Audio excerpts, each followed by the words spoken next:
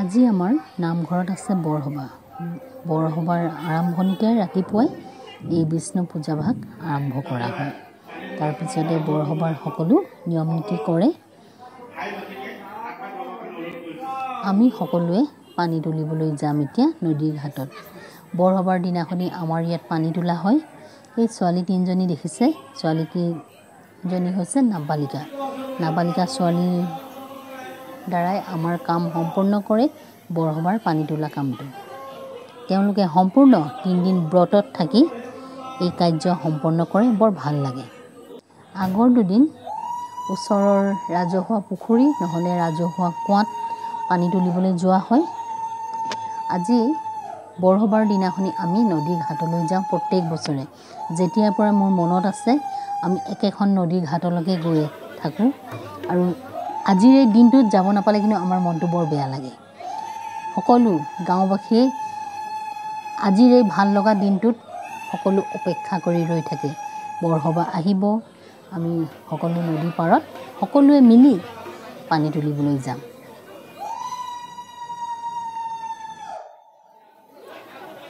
আমাৰ বাছ ৰখি আছে আমালৈ। আমি প্ৰত্যেক বছৰে বাছেৰে পানী তুলিবলৈ যাওঁ। যিহেতু আমাৰ নদী ঘাট অলপ দূৰত, আয়তীসকল আহি বাছত বহিলেহি। উৰুলি ধ্বনি আৰু নামেৰে আমাৰ যাত্ৰা আৰম্ভ হ'ল।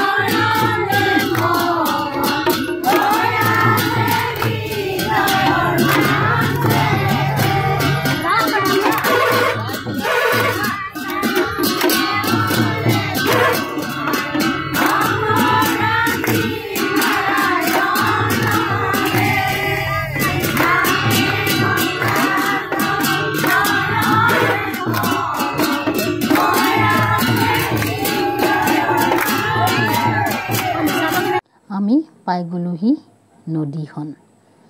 এইখনেই হৈছে উত্তৰ পাৰত অৱস্থিত ৰঙা নদী। আমি প্ৰত্যেক বছৰে ৰঙা নদীৰ পাৰলৈ আহোঁ পানী তুলিবলৈ। এয়া সকলো পালোহি। এতিয়া নাম সামৰিব, তাৰপিছতে সকলো এজন এজনকৈ নামি ধুনীয়াকৈ আগবাঢ়ি আহিছে।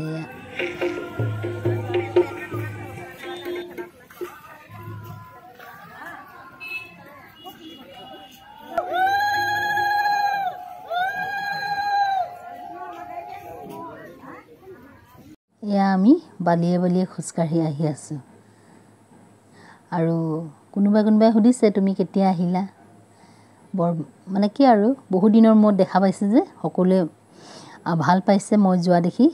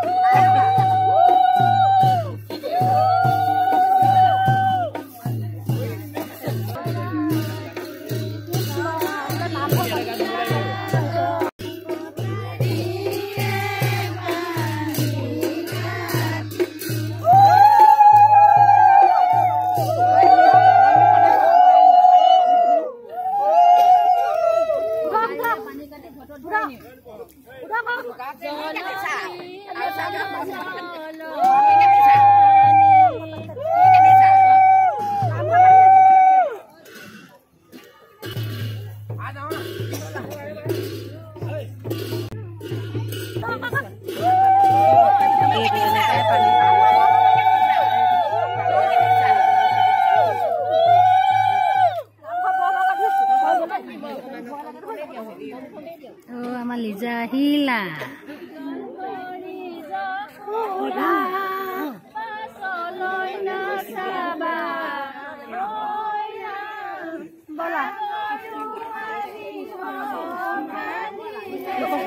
মই নিজে মানুহ থাকি যাওঁ।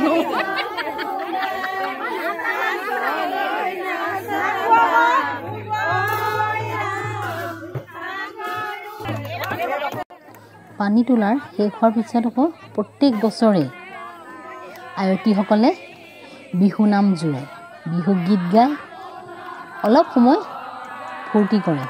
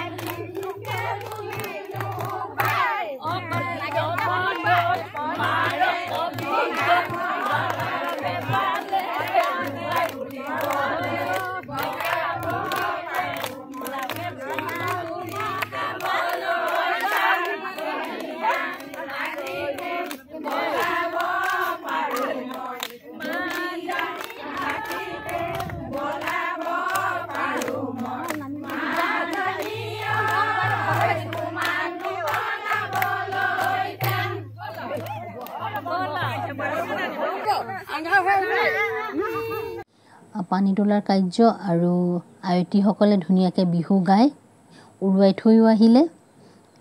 আমি বাছত উঠিলোঁ।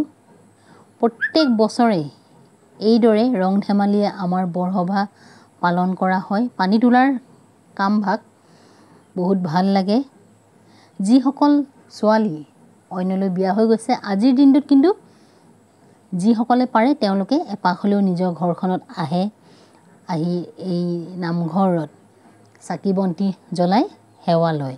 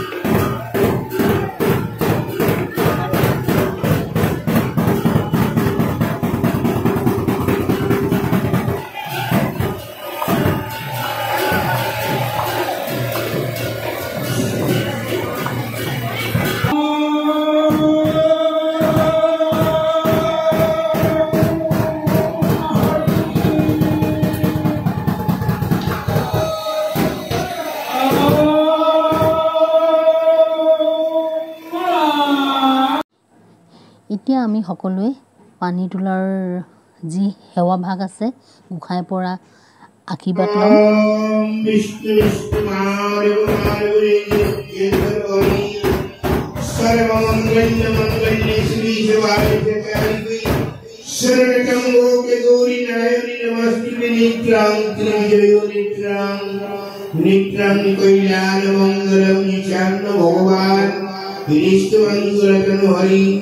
मारु मारु वासि मारु मारु इति स्मरण सर्व सर्वकार्येषु माधवं सर्वकार्येषु माधवं हे सर्वकीर्ति कर्ता परम ब्रह्म भगवंत तुम्हार शरणে আজি আহ্বান কামৰ কইনাক মাৰাইছে বালকি কেৱলই নাম যজ্ঞৰ উমংগল কামনা কৰি পবিত্ৰ গংগা আহ্বান কৰি আয়ত্ৰী সকলৰ মাধ্যমে আজি প্ৰভু চৰণত অৰ্পণা কৰি সমস্ত সেৱক বৃন্দই কেৱল জনাইছে জলনয়নৰ শুভপত্ৰ প্ৰাপ্তি কৰা মনৰ পথ বাঞ্ছিত পূৰ্ণ কৰি সৰ্বমংগল প্ৰদান কৰি সৰ্বকাৰ্যৰ দান কৰি জলনয়নৰ শুভপত্ৰ প্ৰাপ্তি কৰিব বুজিবা।